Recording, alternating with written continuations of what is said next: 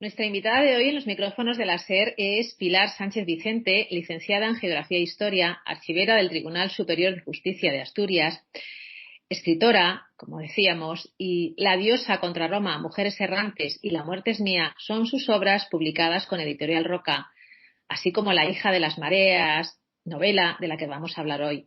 Pilar, bienvenida al programa de Rosa Pasa Página. Hola, encantada. Muchísimas gracias por la invitación. Un placer. Andrea Carballo, de Jovellanos, quiere dejar escrito y para la eternidad cuáles fueron las vicisitudes que le llevaron al lugar donde está y la persecución que sufrió por la intransigencia del inquisidor Valdés. Andrea fue una mujer ilustrada, intelectual, maestra, impresora, tertuliana, escritora, pero por encima de todo fue una mujer invisible ante la sociedad de la época que le tocó vivir. Finales del siglo XIX. Sitúanos, Pilar, porque parece increíble, pero bueno, esto está a la luz del día, la verdad. Sí, la verdad, Andrea es una representante de las mujeres de su tiempo, efectivamente, con ese anonimato que tuvimos siempre las mujeres en la historia, y más en ese momento donde vamos a asistir a la caída del antiguo régimen. La novela abarca desde 1720, cuyo abuelo es el último ballenero, la última ballena que entra por el puerto aquí de Gijón, hasta 1823, que es el levantamiento de Riego. Y durante todo ese tiempo veremos cómo ella procede de una saga de mujeres sanadoras, curanderas, que también es una de las profesiones femeninas más antiguas constatadas, sobre todo en este momento donde los médicos son escasos, caros y se ocupan sobre todo de las clases superiores, ¿no? Y ella en ese fin de siglo rompe precisamente con esa tradición para dar un paso más adelante a la modernidad, que es en lo que consiste la novela, ese paso más adelante que se da en ese cambio de siglo. Y ella quiere ser impresora. Hay que darse cuenta que estamos en un momento donde va a estar, por un lado, la Revolución Francesa, la Guerra de la Independencia, y ella elige ese destino donde la palabra escrita que conoce en Francia, en París, tiene esa importancia que, bueno, que todavía vemos hoy día, ¿no? Ahora viajaremos a París, pero has abierto hablando del último ballenero, ¿no? Su mujer era Gloria y su abuela Carola. Son dos generaciones, también su bisabuela, que la marcan profundamente, ¿no? Mujeres, insisto. Sí, claro, hay que tener en cuenta que, por ejemplo, a su bisabuela la queman en la hoguera en la Inquisición, pues como a tantísimas mujeres que quemaron en la Inquisición acusadas de brujas, sencillamente por la denuncia de un médico por la competencia que le hace, ¿no? Que era una de las razones por las que las mujeres iban a la hoguera, entre otras muchas razones. Gloria la Encantadora, que es su madre, es un personaje real, es un personaje de los que actuaron como detonante de la novela, porque Jovellanos es una época donde, por supuesto, si estamos en Gijón, tenía que aparecer Jovellanos, porque es, aparte de nuestro prócer más ilustrados, un ministro, un hombre, un prohombre de la época y un gran sabio, ¿no? Entonces a mí me llamaba la atención, cuando me puse a profundizar en la historia de Jovellanos, me encontré con que su hermano, el mayor, el heredero del mayorazgo, se había suicidado por amores a una criada, a Gloria, precisamente, que la llamaban la Encantadora. Ese es uno de los muchos guiños a la realidad que tiene la novela, ¿no? Y es un poco lo que nos vuelve a dar esa dimensión de lo que era el antiguo régimen, con ese sistema de clases absolutamente impermeables. Bueno, pues como tenemos en la India con las castas casi, ¿no? Eres suicida porque su amor es imposible absolutamente con alguien de una clase inferior, como es en este caso la Encantadora. Que además tenía ese nombre precioso. Desde luego. La represión contra las mujeres existe pues desde el nacimiento de la prehistoria, a mediados del siglo XIX, ¿no? Donde las teorías médicas del sexo débil yo creo que encontraron un gran aliado con la Iglesia. Y entonces la creatividad de la mujer no aparece por ninguna parte, aunque se ha demostrado que existe. No sé, desde los principios, las manos que hay en las cuevas, las piezas que se tallaron son de mujer, por mucho que se empeñen en considerarnos el sexo débil o en hacernos invisible, ¿no? Como es la protagonista de esta historia. aquí tenemos que tener claro que todo esto se lo debemos a Aristóteles, que fue el primero que empezó a decir aquello de que el hombre era la razón y nosotras la emoción. Ahí ya se empezó a torcer la cosa y luego bien que les vino, ¿no? Pero a lo largo, efectivamente, lo que acabas de decir es quizá lo más significativo y yo siempre insisto en ello. Hay que tener en cuenta que la historia que nosotros conocemos es una historia construida por señoros blancos occidentales en el siglo XIX, que muchos de ellos tenían un pigmeo disecado al lado de su mesa y consideraban pues que tanto los negros, los indios y las mujeres eran todos seres inferiores, ¿no? Esa es la historia que le damos, tamizada con 40 años de franquismo, quiero decir, que Sí, donde las mujeres tienen que pedir permiso hasta para abrir una cuenta. Entonces, efectivamente, en cuanto echas la vista atrás y la nueva historiografía empieza a barrer esa capa de polvo con que nos habían cubierto, porque no era que estuviéramos en la historia, es que se estaba contando la mitad de la historia. eso Nosotros es. somos la mitad de la población desde el principio de la humanidad. Una historia sin nosotras no es historia. Y efectivamente, todo el mundo tiene esa imagen estereotipada de que en las cuevas tienes el chamán, por supuesto, hombre, que es el que pinta las paredes, ellos se van a la batalla y ellas se quedan despiojando a los niños. Y esto se rompe, efectivamente, en cuanto aplicas la primera técnica antropométrica que se permite ver que las manos de las cuevas son mujeres. O en ese barranco que se encontró en el sur de Francia, donde iba una tribu persiguiendo un mamut, produjeron una luz, quedaron ahí todos enterrados y cuando ahora se desentierra, pues resulta que la tribu que le perseguía, la mitad eran hombres y la mitad mujeres. Pues lo mismo que vemos que hacían los vikingos, o sea, se van rompiendo todos los estereotipos a medida que sencillamente se enfoca con la luz a la verdadera historia y nos alejamos de lo escrito en el siglo XIX, que es eso, bueno, pues manteniendo casi la teoría aristotélica, ¿no? Desde luego. Andrea vivió una infancia en Oviedo que me gustaría que contaras un poco. Bueno, Antes. Andrea vive una infancia en Oviedo que son las memorias de Andrea. Entonces, la parte de su infancia y de adolescencia es un poco como cuando todos contaríamos, si nosotros contáramos la nuestra, pues sería la parte de las anécdotas, de los recuerdos más dulces, porque luego ya es cuando te enfrentas a la vida te afrenta y ya sencillamente haces lo que puedes para sobrevivir cada día, ¿no? Entonces, ese periodo de la infancia en Oviedo, la novela recoge muchísima documentación, la verdad es que es una barbaridad porque conté con actas municipales, protocolos notariales originales. Entonces, toda esa parte que se va a leer es realmente verídico, desde el ahorcado al que intentan ahorcar y matan 6 veces, anécdotas de cuando se muere la mitad de la población por un rifirrafe entre el obispado y la justicia local. Esas cosas son realmente muy hermosas y reflejan lo que era una ciudad levítica con sus monasterios, con la universidad. Es un mundo. Van a aparecer, por un lado, las dos ciudades, ¿no? Ese Oviedo levítico, con los monasterios, con los conventos, y luego ese otro Gijón que tiene el puerto, y que darse cuenta que estamos en un periodo absolutista. La Inquisición prohíbe casi todo, por ese puerto entran los libros prohibidos de la Inquisición, entran las especias desconocidas hasta entonces como el cacao, entran las esclavas porque fundamentalmente venían las mujeres a Asturias, las traían fundamentalmente como amas de cría y para el servicio doméstico.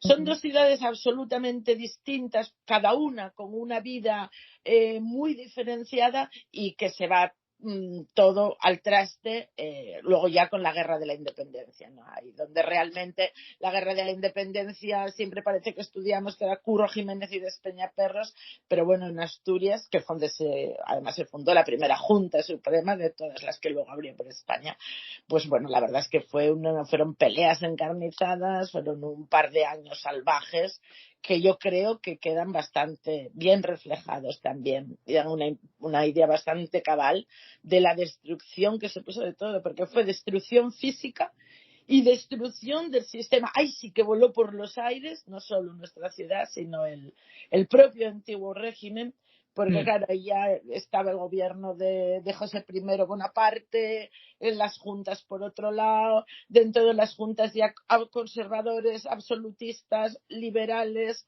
más ultraliberales, ya empiezan a diversificarse todo el escenario político que hasta ese momento no existía, y empieza a configurarse, la edad contemporánea, que es en la que estamos viviendo. Por eso tiene tantísimo interés y resulta tan ilustrativa precisamente la lectura de la novela, porque coge una época que es nuestra época y sin embargo es una gran desconocida, porque en general ignoramos bastante nuestra propia historia, incluso la más reciente, y ya la alejada en siglos, que parece que nada, que nacimos de repollo y berza casi.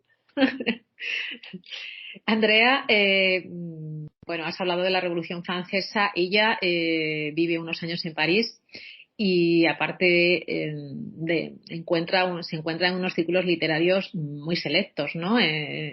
Empieza a editar periódicos revolucionarios, descubre el amor. Bueno, cuéntanos un poco, que no lo cuente yo.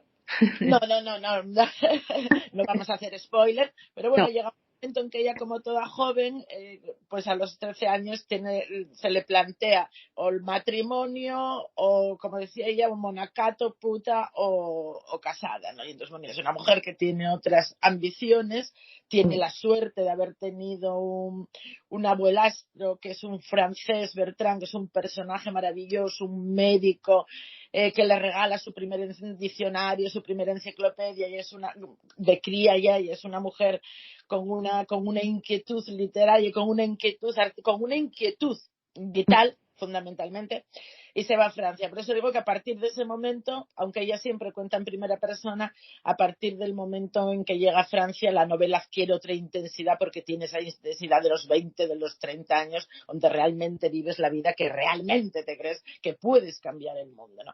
La novela se abre con un cuaderno de queja. Antes hablábamos de las cuevas, pero es que la historia de las mujeres, cada vez que se produce una pequeña quiebra, un pequeño resquicio, siempre salimos a reclamar nuestro espacio, ese 51% de la historia y de la memoria, ¿no?, que queda enterrada. Entonces, esto en el medievo eran los memoriales de agravios. Y en esta época de 1789, la novela se abre precisamente con un cuaderno de quejas. Un cuaderno de quejas que se presentaba ante la Asamblea Nacional, donde, claro, lo lees y es tan actual, porque las mujeres se organizan en asociaciones, en este caso las Damas por la Libertad, estas son ciertas, a las que pertenecerá Andrea, con Olympe de Gouges, de quien será secretaria. Y este cuaderno de quejas es increíble, porque ellas dicen a los ciudadanos: pero seremos la mitad de la humanidad las que siempre estamos obligadas a permanecer en la edad de hierro. Es que hoy es 1789 y te apetece firmarlo ahora, lo que piden. Y piden ser magistradas, piden participar en política. Entonces, después de los cuadernos de queja, los memoriales de agravio, los cuadernos de quejas, etcétera, la novela coge ese momento, cuando hablamos de las olas del feminismo. Claro, la palabra feminista no se menciona en la novela porque no existe en ese momento, pero la lucha por la igualdad, que es lo que viene, que es lo que reflejan los cuadernos de queja y los memoriales, en este momento cobra un nuevo paso. Es lo que se llama en verdad el albor del feminismo, porque es cuando aparecen dos grandes mujeres que ya hacen cuerpos escritos, sólidos. Una de ellas es Olympe de Gouges, salen las dos en la novela con su rifirrafe, porque lo hacen en el momento con diferencia de meses. Una es Olympe de Gouges con su Declaración de los Derechos de la Mujer y de la Ciudadana, como contrapunto a la Declaración de los Derechos que había hecho la Asamblea Nacional Francesa. Sí. Y Mary Wollstonecraft en Inglaterra, que es la madre de Mary Shelley y la de Frankenstein.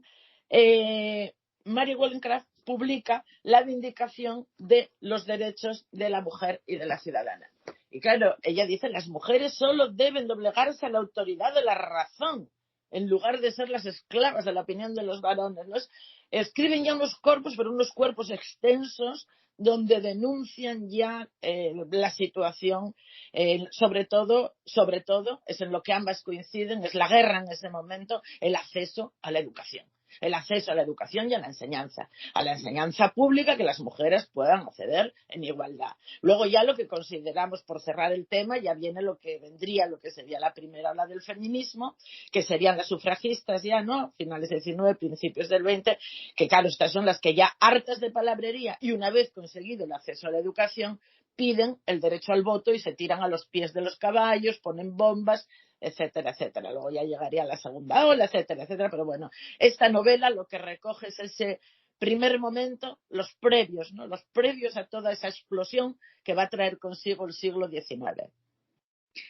Una historia, como dices, muy, muy bien documentada.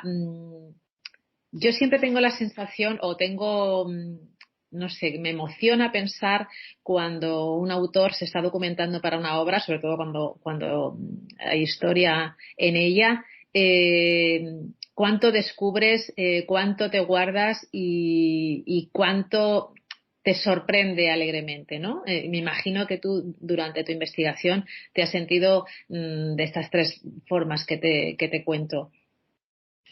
Tú creas un personaje, lo ¿Mm? definiste muy bien, porque tú creas un personaje y de repente con él te empiezas a adentrar en el mundo en que vivió. Eso es. Y claro, cuanto más profundizas, más aprendes, más te devuelve. A veces dicen, creas un personaje, pero realmente lo que te devuelve es más, te convierte, navegas, profundizas. Al final a veces es doloroso tener que decidir, como tú bien decías, qué pones, qué no, qué dejas fuera. Yo creo que una novela, alguien lo decía, pero no se termina cuando ya no tienes nada que poner, sino cuando ya no tienes nada que quitar, ¿no? En este caso, Así es. mi editora en Roca siempre dice que Esther Piro, a quien le doy muchísimas las gracias, ella siempre dice que conmigo hay dos cosas claves. Una es recortarme documentación, porque yo soy de las que si no me encantaría ponerlo todo para que se pudiera disfrutar, ¿no? Eso está muy bien, porque también me obliga a hacer un proceso de síntesis fantástico. Y luego, bueno, pues los modismos playos, que quienes me estén escuchando veréis que tengo alguno. Por ejemplo, siempre se me escapa algún picar a la puerta. Y yo Sí. sé que esto todos asturianos, pero Claro, bueno, a mí me gusta, ya te he dicho antes fuera del micrófono por qué, entonces, bueno, pues lo haces más, bueno, pues lo sitúas, ¿no? Lo ambientas más, diría incluso, ¿no? De la zona en la que estás hablando. O sea que hablas del papel de la educación, no, yo creo que es la base fundamental para la independencia de cada uno. Lo que pasa que se empeñan o se han empeñado durante mucho tiempo en negarnos el derecho a esa educación. Para seguir con esta historia, Andrea vuelve a Asturias y se encuentra con la guerra de la independencia, ¿no? O sea, vive otra situación impresionante que la marca también. sí, bueno, a ver, hay dos cosas. Vuelve, se encuentra Sí. por un lado efectivamente la guerra de la independencia, pero sobre Ajá. todo se encuentra con su padre, con Jovellanos, que va a ser otra víctima de la guerra de la independencia, y se encuentra con una mujer fascinante, que es la hermana de Jovellanos. Esa mujer, Josefa de Jovellanos, como firma ella, esa Mm. mujer es la primera que hace poesía en asturiano, y además no una poesía cualquiera, una poesía social comprometida tremenda. Esta mujer funda la Escuela de Niñas Desfavorecidas, de la que será directora Andrea Carballo de Jovellanos, precisamente. Esta Josefa de Jovellanos acaba encerrada en un convento, es la hermana de Jovellanos, por la misma razón por la que se suicidó su hermano Miguel. Y esto hay unas cartas de Jovellanos que lo atestiguan. Tiene Ujú. amores con alguien de clase inferior y acaba recluida en un convento. En la novela sabréis con quién tiene los amores, que no pienso decir nada para no hacer spoiler. Ujú. Y efectivamente, en medio de todo esto, cuando llega, pues se produce la guerra de la independencia. No, vamos a ver. Se produce la venta del país por Carlos IV a Napoleón por Ujú. 30 millones de reales y un palacio en Liguria. Vamos a hablar claro. Mm. Carlos IV le vende el país con el pámpano de su hijo Fernando VII por el que luego gritarán vivan las caenas, y nos caerán otros tropecientos años de absolutismo feroz, ultracatolicismo y cerrazón a cualquier novedad que venga del extranjero, ¿no? Madre, el papel en las novelas sale muy bien también, perdonadme que haga un inciso, las Mm. tertulias, porque Mm. lo mismo que entraban en los libros prohibidos por el puerto, las tertulias van a tener un papel fundamental fundamental en el desarrollo del liberalismo y en el desarrollo, sobre todo, de las teorías, de las nuevas, de los avances, sencillamente, de los avances en ciencia, en tecnología, etcétera, porque todo estaba prohibido. Por ejemplo, me costó mucho localizar la poca información que hay sobre las tertulias de rebotica. Solían hacerse en la parte de atrás de las boticas, eran medio clandestinas. En la novela, otras dos cosas, bueno, no sé si hablo demasiado.